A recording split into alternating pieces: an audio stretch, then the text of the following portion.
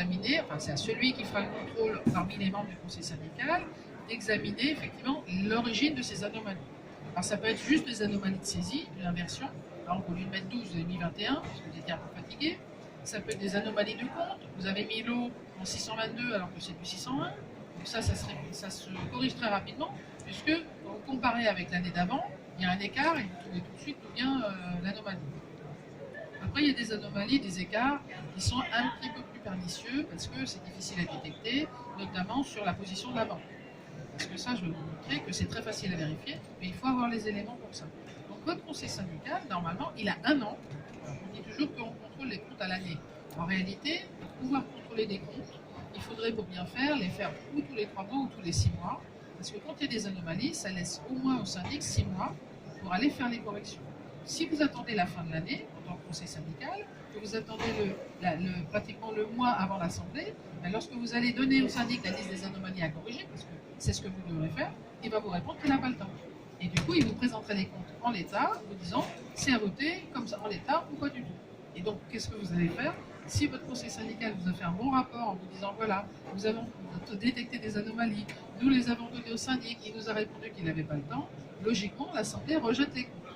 Mais ce n'est pas une solution non plus parce que vous pouvez les rejeter 2 ans, 3 ans, 5 ans. A priori, ça n'a pas l'air de déranger les syndics. Les comptes ne sont pas votés, mais ça ne dérange personne. Donc ce qu'il faut éviter, c'est ça, c'est de reporter les votes.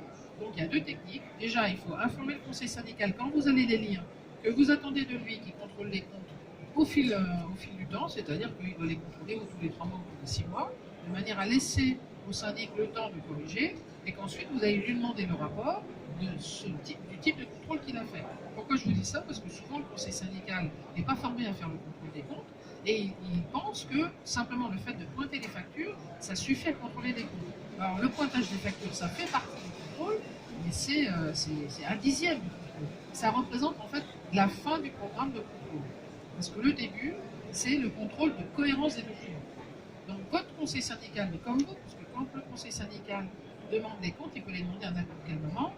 Les copropriétaires, eux, ne peuvent les demander qu'à partir du moment où ils ont reçu la convocation. Donc ils ont un temps très réduit, puisqu'ils reçoivent la convocation déjà avec 2-3 jours de retard, entre le moment où elle a été envoyée, vous l'avez reçue, et après il va vous rester moins de 3 semaines pour obtenir les documents, les corriger, etc. Donc votre conseil syndical doit savoir que c'est sur lui que repose la responsabilité de contrôler des comptes. Et que si vous, en tant que copropriétaire, après la convocation, vous détectez des anomalies, c'est que le conseil syndical n'a pas fait son travail correctement. On ne va pas le réélire, ou il faudra lui demander d'aller se former. Parce que c'est sa mission, il est chargé de le faire, et il en est responsable. Donc, le conseil syndical, l'avantage qu'il a, alors certains me disent, mais à quoi ça sert d'être au conseil syndical? Moi, j'y vais pas, parce que de toute façon, ça sert à rien. Ça sert surtout à vous permettre d'obtenir les documents avant l'Assemblée. Quand vous êtes copropriétaire, vous avez très peu de temps. Quand vous êtes au conseil syndical, même si vous ne participez pas à toutes les réunions, rien ne vous empêche de demander des comptes à 6 mois, voire à 8 mois, de manière à ne pas avoir tout le travail à faire au dernier moment. Donc c'est un contrôle, ce qu'on appelle un contrôle continu. Bon, je vous rassure, hein, je n'ai pas vu encore un seul conseil syndical le faire, mais c'est ce qu'il devrait faire. En théorie, s'il devait travailler correctement, c'est ce qu'il devrait faire avec le syndic. Lui prévoir des réunions, par exemple, 1 fois par mois, et faire le point avec le syndic de ce qui a été fait, des anomalies, de l'exécution des décisions de la dernière assemblée. Donc logiquement, normalement, il devrait y avoir au moins une réunion par mois au conseil syndical, avec au moins tous les 2 mois la présence du syndic pour lui demander des informations, des explications, etc. Donc si ça se fait bien comme ça, à la fin de l'année, il n'y a pas de difficulté à établir les comptes et à les arrêter.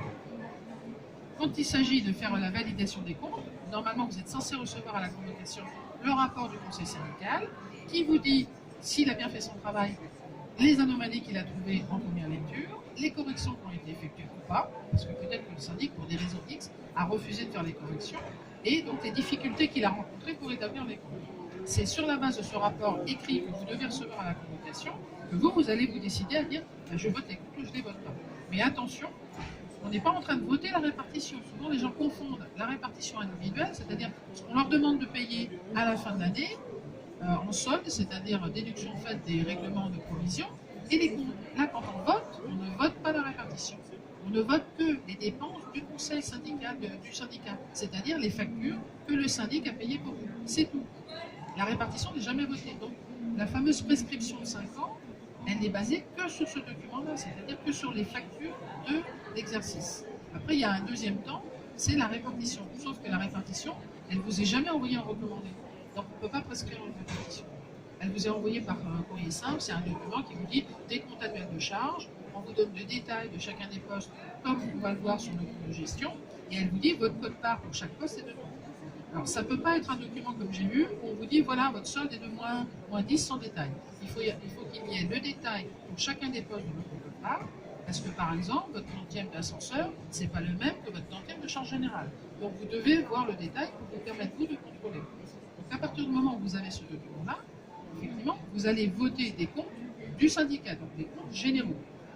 Ces comptes généraux, ils vont déclencher ensuite la répartition. Alors souvent, vous avez des syndics qui vous présentent la répartition avec le vote des comptes, ce qui est une anomalie phénoménale, puisque si vous ne votez pas les comptes, il n'y a pas de répartition. Donc il y aura 2 travail à faire. Alors j'ai une nouvelle méthode, alors il y a une nouvelle tendance là des syndics qui fournissent les répartitions en même temps que les comptes, et qui, même si vous ne votez pas les comptes, vous appliquent quand même les répartitions.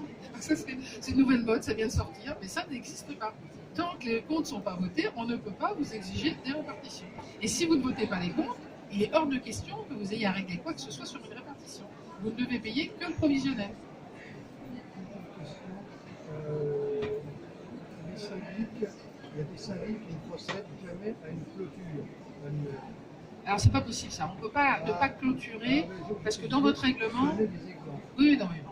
Je ne dis pas que ça n'existe pas, mais je dis qu'on ne peut pas ne pas clôturer, parce que l'objectif même des comptes, c'est comme pour les sociétés, c'est qu'à la fin de l'année, il faut bien faire le point de ce qu'on a payé, pas payé, et de ce qui reste éventuellement à percevoir. Parce qu'une comptabilité, c'est jamais tangible dès le départ. Vous avez fait des provisions en imaginant que vous alliez dépenser par exemple 10 000 €, et puis pour X raison, vous allez dépenser 9 000 ou vous allez dépenser 11 000. Si vous avez des dégorgements par exemple, ben vous aurez 1 000 de plus parce que ce n'était pas prévu.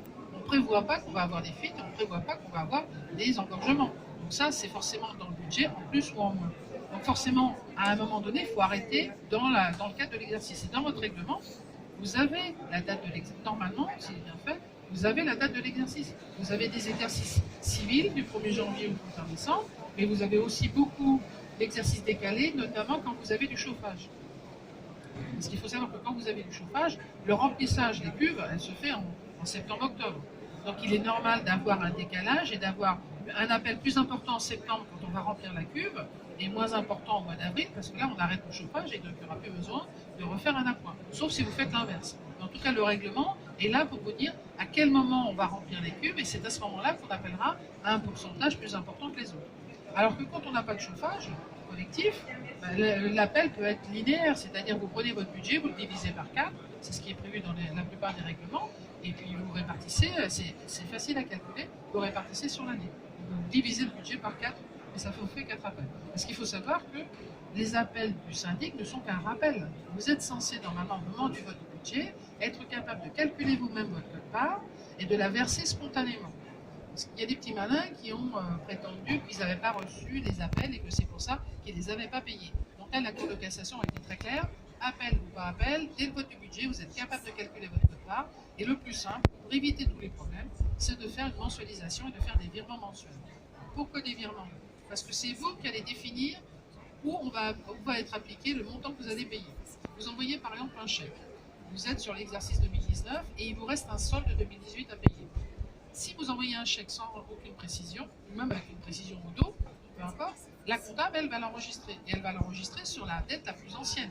Donc elle va l'appliquer sur 2018. Alors que peut-être vous n'êtes pas d'accord sur 2018 parce que peut-être que les comptes n'ont pas été votés. Donc si vous voulez que votre affectation soit respectée, le seul moyen, c'est le virement. Parce que c'est vous qui allez définir l'intitulé.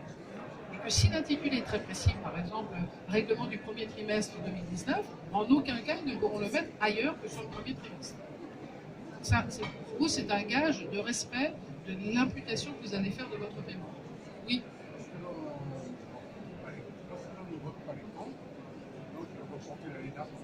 Alors quand on vote pas, voilà. Alors ça, c'est ce qu'on préconisait il y a quelques années.